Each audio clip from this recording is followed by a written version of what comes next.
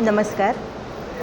रत्नागिरी नगर परिषदेची नगराध्यक्ष म्हणून रत्नागिरीतील जनतेनं मला ज्या विश्वासानं निवडून दिलेलं आहे, तर या रत्नागिरी नगरीतील सर्व जनतेचा सगळ्यात महत्त्वाचा जो जिव्हाळ्याचा विषय आहे तो म्हणजे पाणी. कारण पाणी हेच जीवन आहे.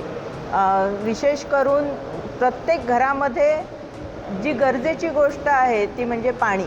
आणि या पाण्याचा प्रश्न सोडवण्यासाठी आपल्या शहरवासियांना जे पाणी मिळतं आहे ते कुठच्या प्रकारे मिळतं आहे, कशा प्रकारे इथून पाणी लोकांपर्यंत पोहोचतं आहे, याचा सगळ्याचा अभ्यास करण्यासाठी मी आज आपली जी जलशुद्धीकरण टाकी आहे तिथे भेट दिलेली आहे.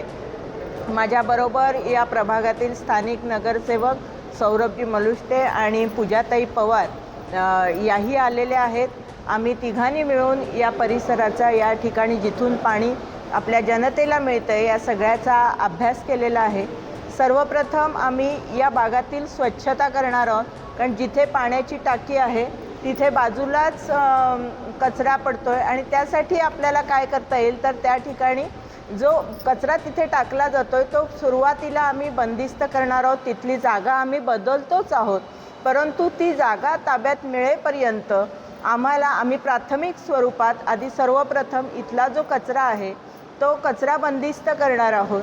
नंतर जो प्लॅस्टिकचा कचरा आहे त्याचं रिसायकलिंग करून त्याच्यामधून काही प्लॅस्टिक खुर्च्या वगैरे इथेच निर्मिती करून आमच्या नगरपालिकेमध्ये सुद्धा त्याचा वापर करता येईल, अशा प्रकारच्या कल्पना आमच्या डोक्यात आहेत आणि त्या नक्कीच आम्ही अस्तित्वात आणणार आहोत. त्याचबरोबर सर्व प्रकार जनतेला पाणी व्यवस्थित मिळालं पाहिजे, त्या पाण्याचा फोर्स चांगला असला पाहिजे. कारण प्रत्येक गृहिणीला सकाळी पहिली पाण्याची गरज असते आणि ते पाणीच जर पुरेसं मिळालं नाही तर पूर्ण कुटुंबाची घडी बिघडते. कारण तिचं जे कामाचं नियोजन असतं ते बिघडतं. म्हणून एक स्त्री म्हणून मला पहिला हा जिव्हाळ्याचा प्रश्न आहे तो पाण्याचा, तो सोडवायचा आहे.